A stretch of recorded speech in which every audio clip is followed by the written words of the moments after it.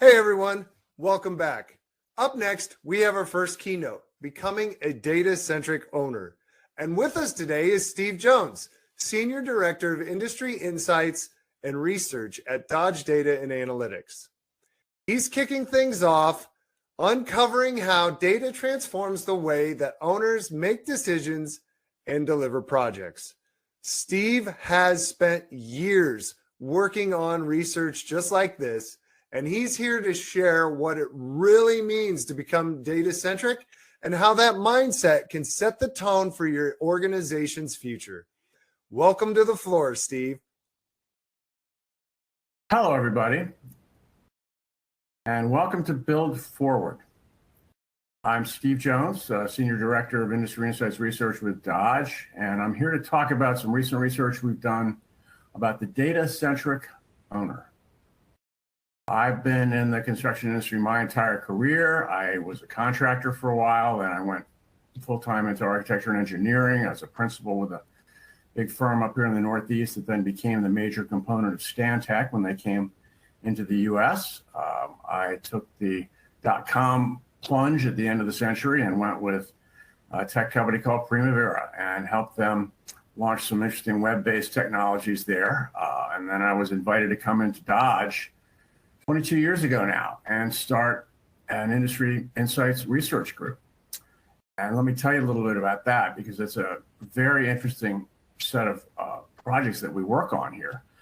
This is the biggest industry on the planet Earth by a really large measure, but it is so incredibly fragmented that it's very difficult to know what the company down the street is doing. Are your problems unique to you, or is everybody having those problems? What are people doing that really works? I got buildings to build, man. I got stuff to do. I don't have time to experiment. Can you help me understand what, basically what people are doing and what's working best? And we do that for project delivery systems and safety management and risk management, all kinds of aspects of sustainability, and a ton of work around technology and just the overall digital transformation of our entire industry. So this QR code, you'll see it several times throughout the presentation, and I'll have it on our final slide when we do a discussion part. But that'll take you to this site. All these reports are free because they're sponsored by companies like Kahua who want us to go do this research into what's going on and what's actually happening out there that they can take advantage of.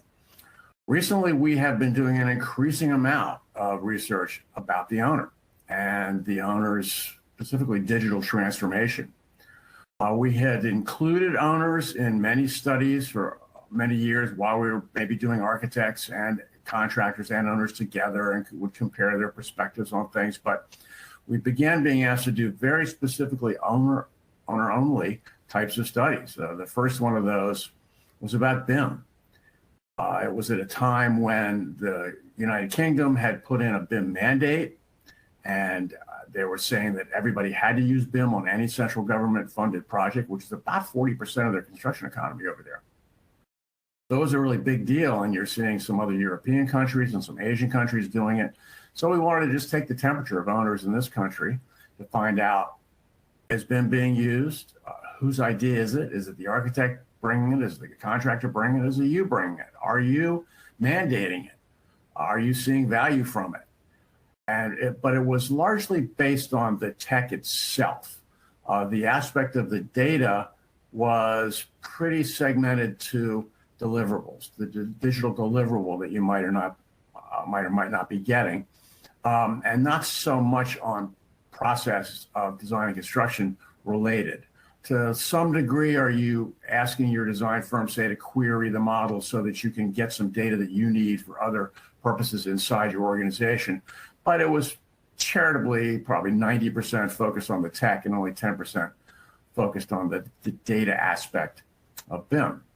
As we moved a little further through time, a few years ago, the folks at Kahua came to us to take a deep dive into where owners are in terms of using project management information systems such as theirs, and how people are engaging with that data, to what degree they're putting that data to use, to what degree it's able to be used, to what degree it's able to interact and interoperate with their other systems. And it became much more of an equal blend between the tech itself and policies and practices around that tech, and then the results of that tech, right? The data that's being generated and the usefulness of it and the value of it and the quality of it. So this kind of began our journey that way. And some of the findings that came out of there were pretty interesting. This is 2 or 3 years old, but only 41% could say that, yeah, we're getting really good data and we're really pretty good at using it, effectively analyzing it, right? Putting it to strong use for us. Another 14% have said, okay, we're getting pretty good data, but honestly, we're really not very good at it. Maybe think of all those moldy drawings that you all have in your basements, right, of projects over the decades, right? You've got that information there, but you can't do anything with it. And the biggest chunk, 45%, said, no, the data really isn't very good. It's got a lot of holes in it. We always tend to track timeliness, accuracy, consistency, and completeness as our 4 main themes when we're looking at the quality of data. And they were saying, yeah, indeed, we really have some issues. But when we took a little bit of a deeper dive then and looked at what were the responses that we see to some of the other questions from just that group who's saying that their data is pretty good.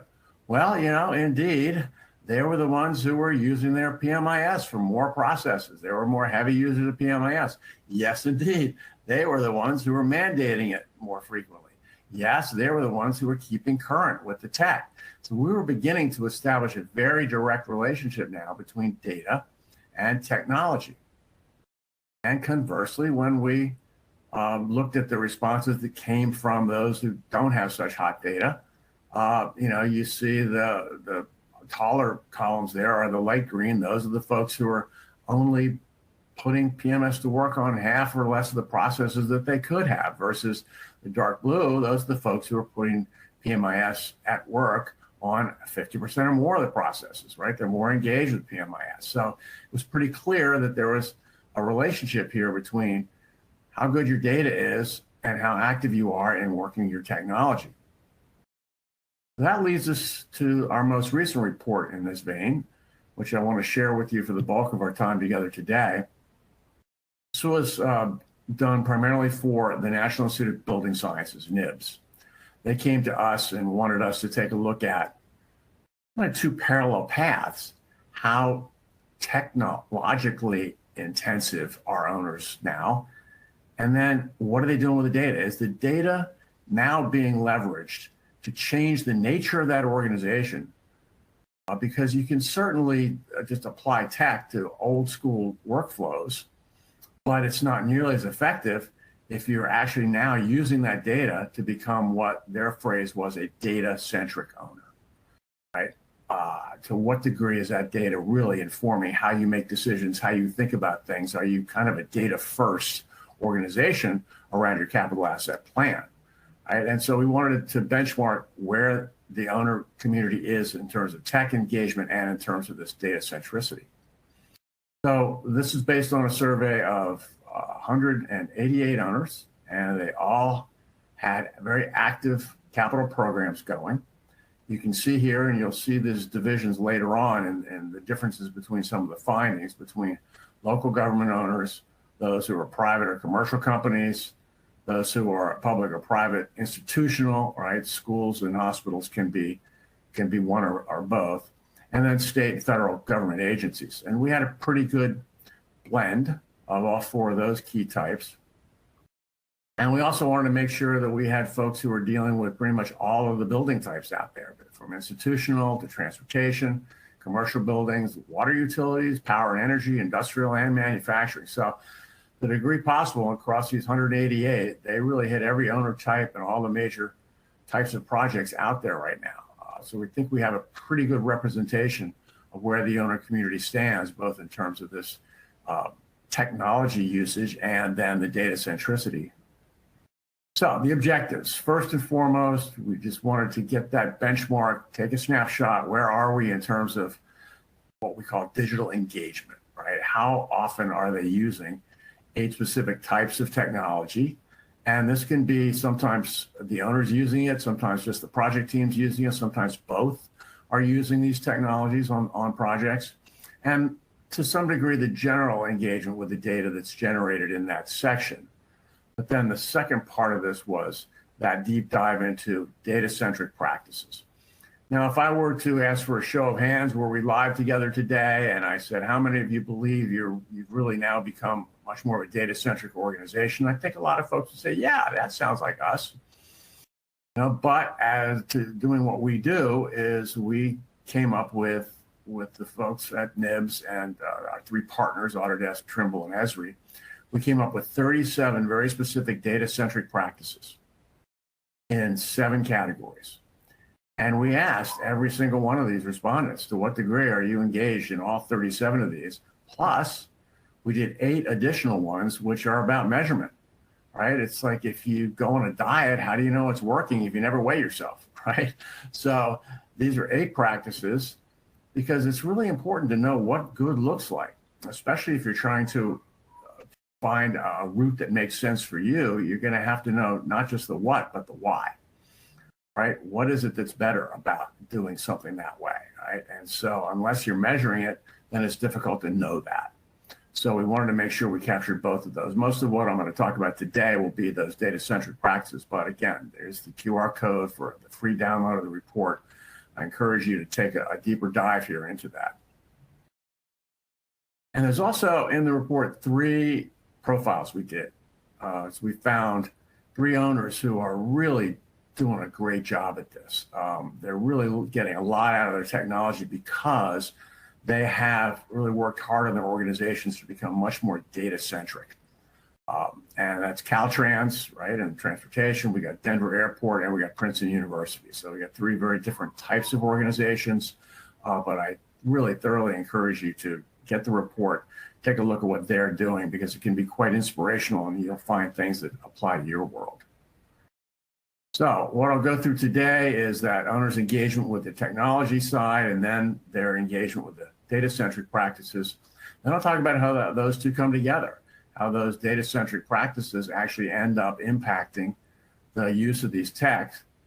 I'll share with you recommendations that are in the report and some of my personal thoughts for owners, and then we'll have time for a discussion.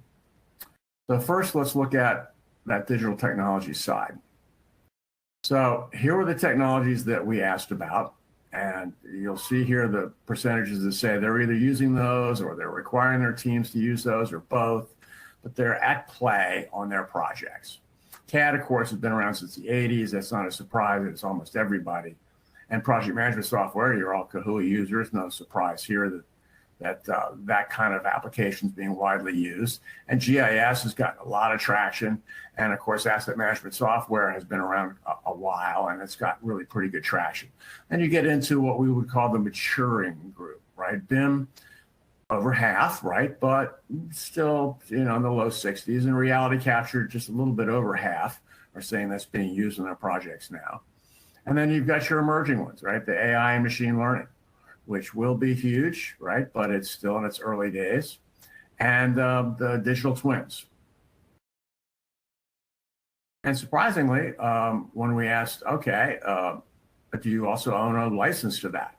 A whole lot of the folks who are having this work done with these tools are also own the licenses themselves, right?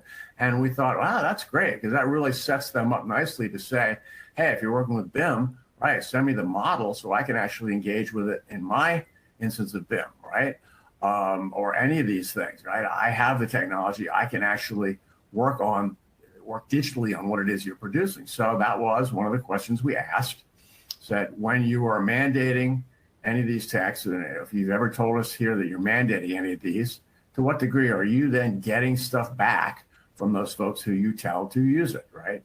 And the project management software at the top of the list, which makes a lot of sense because you're getting a lot of project process information coming into you, right? And you're tracking where you are on projects. And that made sense that was 67, although 67, really it ought to be 100.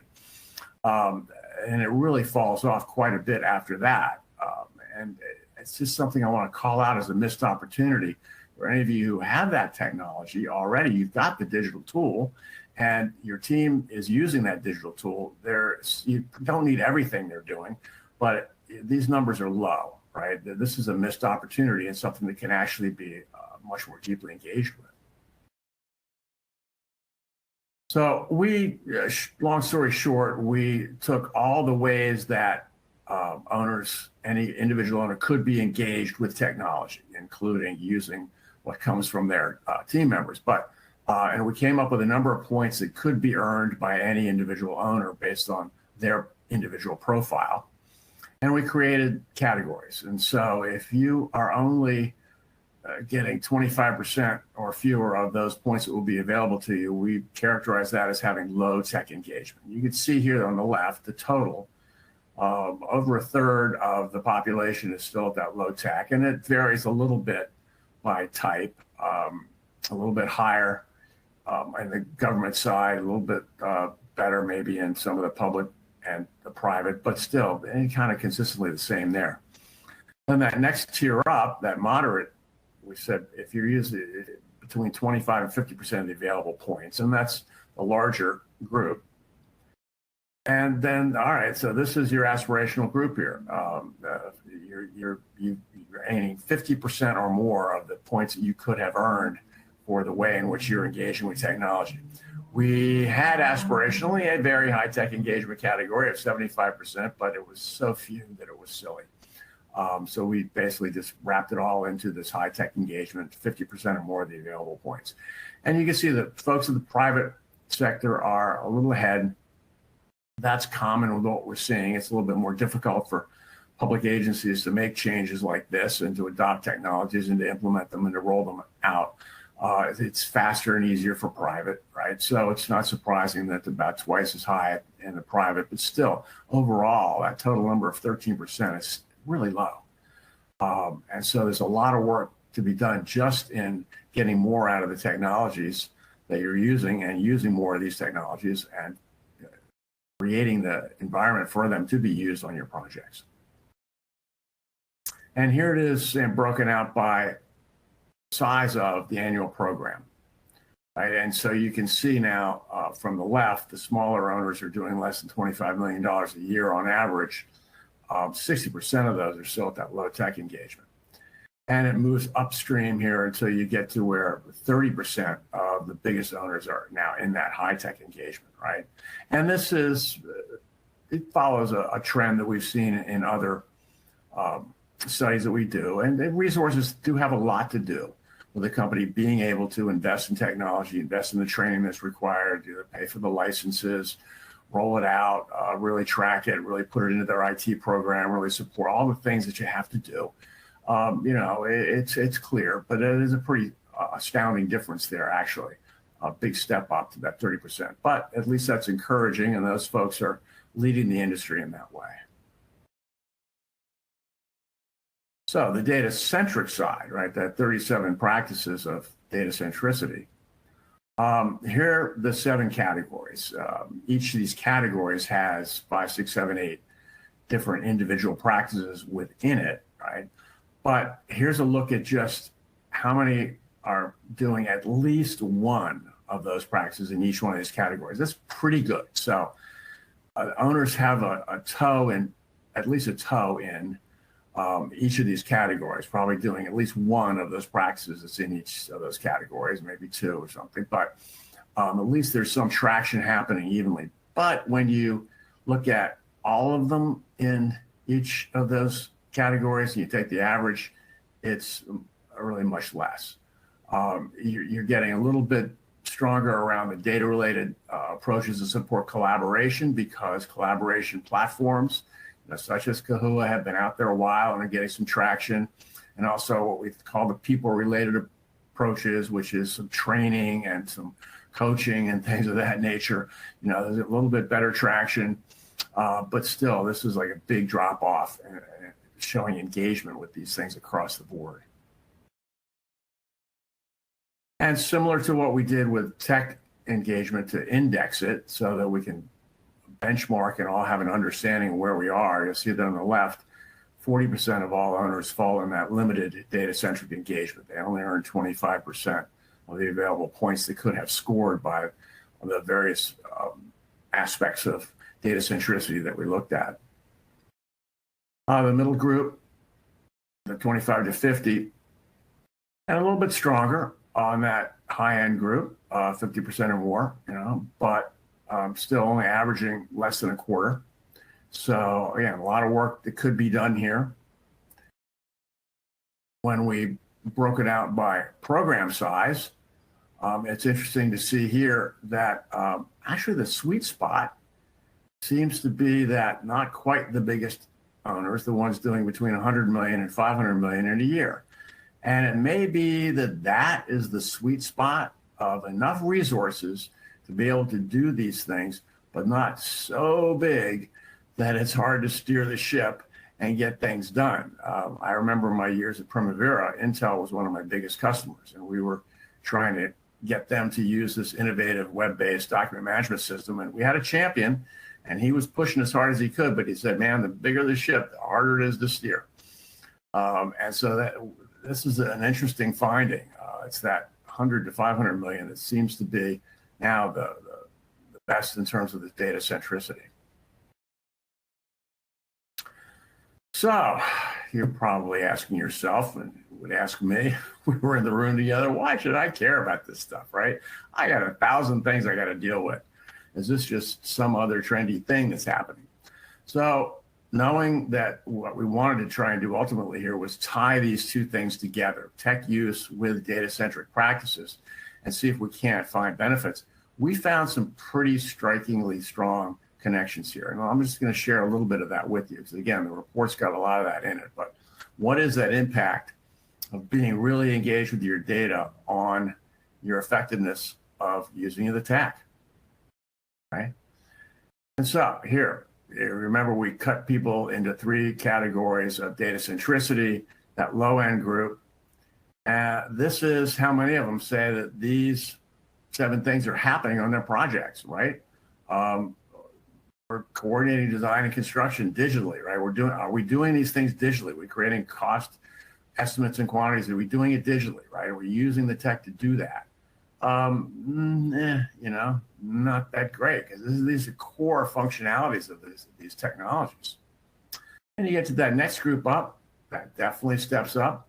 But then you get that high data centricity group, and they are really wringing as much possible potential value out of those technologies as they possibly can, right? And not fully, but still remarkably more. So there is a clear correlation. We would like to think there's a causation, but there is a very clear correlation here. And then we looked at process benefits, and we had 6 or 7 of those, and that's less rework, better collaboration, faster cycle times, things that are happening during the course of a project. And you'll see in a minute the second set of benefits, which are really about the outcomes. But this is just that the process improved. And we said, can you say that for each one of these technologies, that technology delivered to you a definite benefit, had a major impact because of that technology? All right, so those folks in the low bucket, yeah, I mean, technology's good, right? Even if your data's a mess, the tech is still doing something, right? But when you look at the moderate and then you look at the high, again, there is a profound correlation here, right? If you take care of your data and you're paying attention to the quality of it and how it's being collected and the standards of it and all that, I mean, you're just going to get so much more out of your technology because it runs on data now, right? I particularly like this digital twins one, right? Yeah, if your data's in great shape, yeah, you're really doing a pretty good job of getting that digital twin created for you, versus the 33% is saying, oh, dude, it's, only 33% is it. The rest are saying it's like a root canal to get my digital twin done. That's a great example because that's totally about data, right? And then here's the project benefits or the outcomes, right? Did you meet schedule? Did you meet your quality goal? Did you meet budget control? What was your safety record like? The things which you would set out as goals at the beginning, did you meet them with the final product? And again, very clear, huge differences between those in the low, moderate, and high level. So again, the correlation's profound. And the digital twins, 89% saying, yeah, my digital twin's really good because my data's really good. And only a third being able to say that when their data is not so hot, right? I mean, just super clear. So there is a whole page in the report of recommendations that we have for owners of how to more deeply engage with these data-centric practices and achieve some of these much higher benefits out of the technologies you're already using, you're going to be using. They're not going away. They're becoming absolutely standard. But I want to pull a couple of things out that really stood out to me that I just want to share with you. I look at these 5 key practices around getting the project team to use, have guidelines for them, getting to focus on how they're creating data for you, how they're sharing it, how they're reusing it, right? That really driving that ecosystem to become data aware and data centric. And these are 5 practices that I'm going to encourage all of you to think about increasing because, look, data standards, a BIM execution plan, creating a common data environment for your team, having a data governance plan, and having defined metrics to know what good looks like. How's this stuff working for you? You see how many people are doing it not at all. No projects. This is a lot of people, right? And even the 1 to 50%, some, the majority, and very few are really making it how they go to business, right? How they go to work every day, all their projects. Yes, we really care about having this stuff. It's too small, right? This is a lot of important work that needs to get done here. And this is pretty startling finding.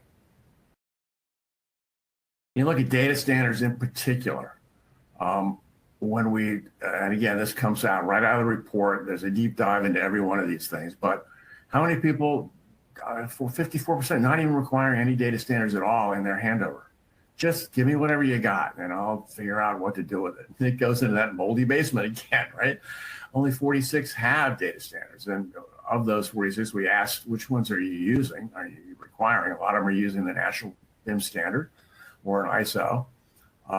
But this is so basic to data quality, is having a standard and then implementing it. And then looking at that handover data, the inconsistency in the format that people are getting, it's just going to be really difficult for you to put this information to work, even if it is digital, because it's just in so many random formats. And we have 14% said they couldn't even tell us what formats they're getting it in, right? And 15% are still getting marked up PDFs. Man, there's just a lot of work to be done.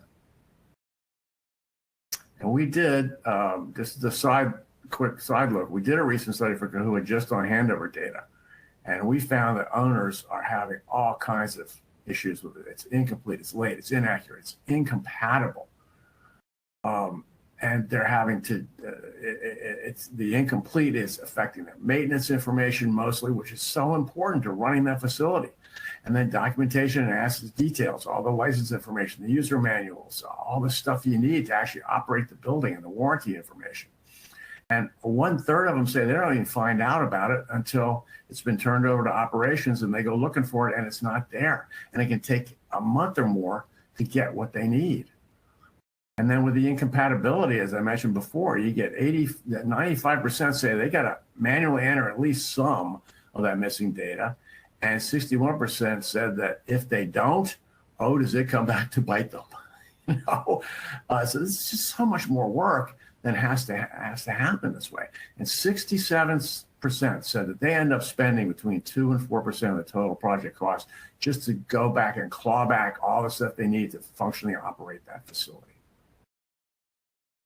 And then downstream, operational staff requiring more time.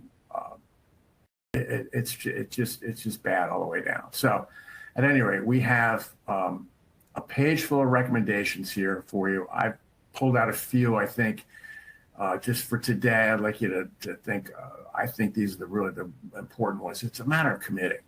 It's a matter of saying we are not a organization that just uses technology and then it produces all this stuff they call data and it's kind of flying around. No, we are, what is a data-centric organization? We are a data-centric organization. And any little step you can take, right? The Japanese principle of Kaizen, right? Rapid inching up.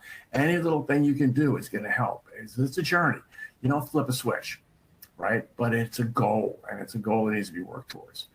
And I can't stress enough, you've got to have data standards. You have to ask people specifically for what it is that you want them to give you, right? And that should be one of your first steps.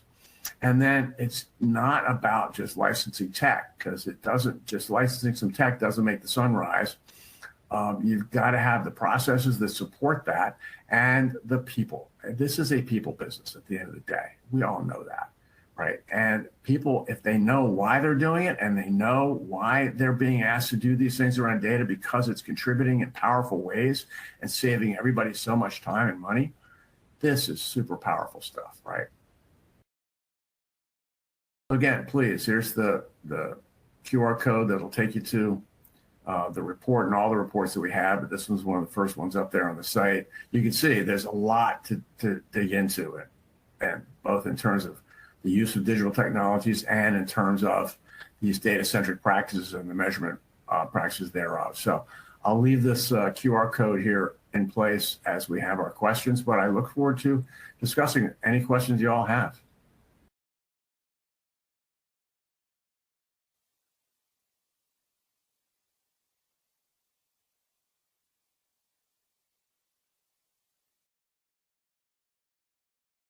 Thank you so much, Steve. So we do have a couple of questions that came through in the chat, so I'll read them out to you.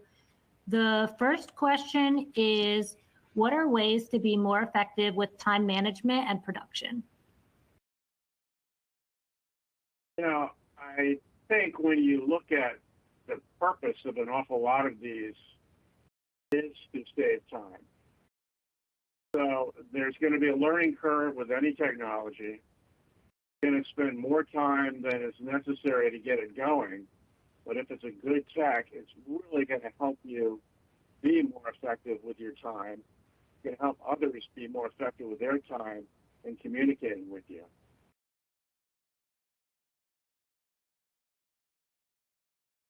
Another question was, any insights into how this affects risk? Can I say that one more time? Any insights into how this affects risk?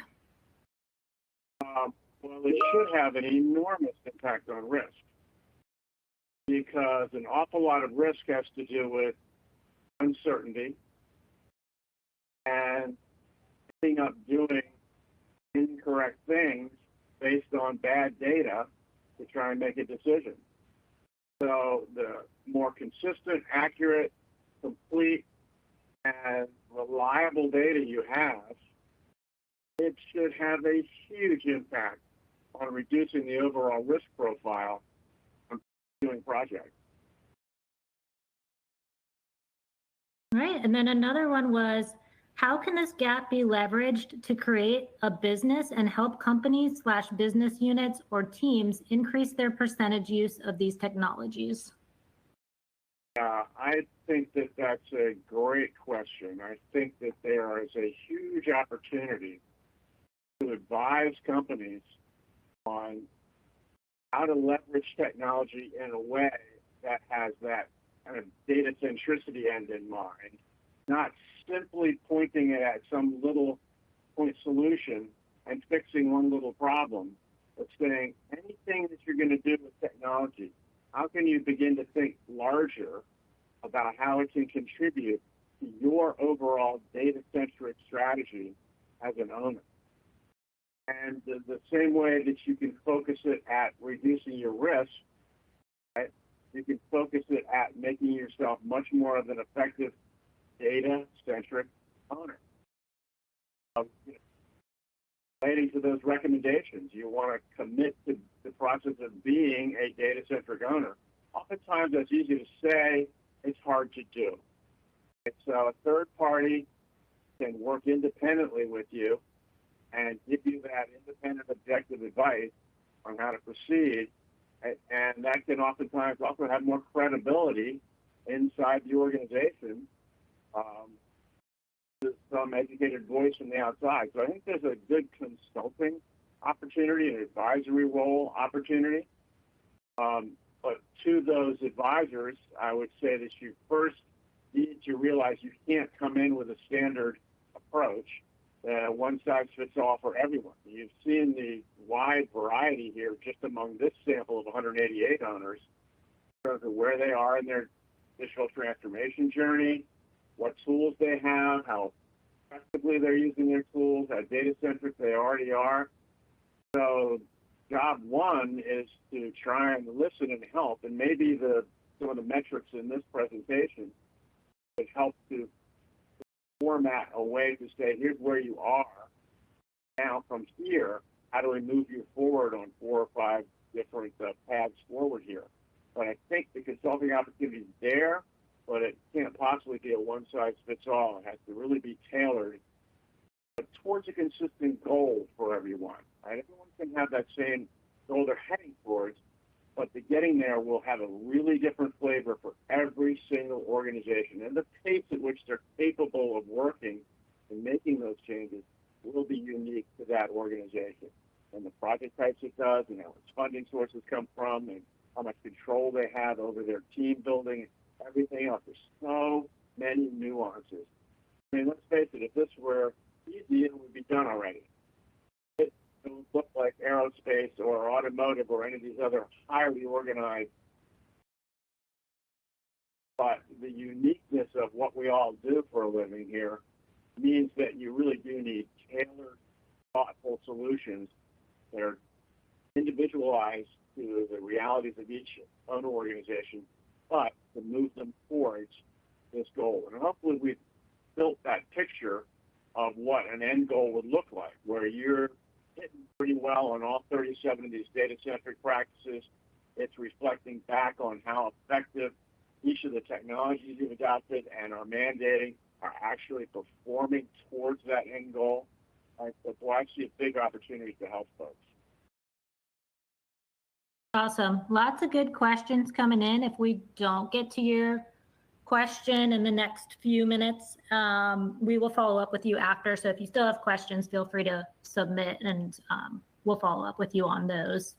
Another one that came through was, who do you assign governance of the tech and or its use on your teams? That's an excellent question that probably deserves its own study. Because again, almost no owner organization, maybe outside of some of the tech companies themselves, has anybody who is trained in how to become a technically savvy company. They're all inventing it on the fly. There's been this adoption of point solutions to do various things all over organizations. One of the things that strikes me each time we do surveys, when we ask people, how many, for instance, estimating softwares do you have going in your organization? Well, there'll be 8 of them at once. There is this whole plethora of solutions, and they're working in their own little silos. But to bring governance to that whole process is really an interesting challenge, because you first have to determine what is it that's broken enough that a technology can help it. How do we determine which is the best one to bring in, right? Can you run an effective pilot? Can you set goals? Can you measure your process? And then if you decide to go ahead and implement, how do you roll out? Do you roll out at once? Do you roll out by project? Do you roll out by region? And what do you do with the other stuff?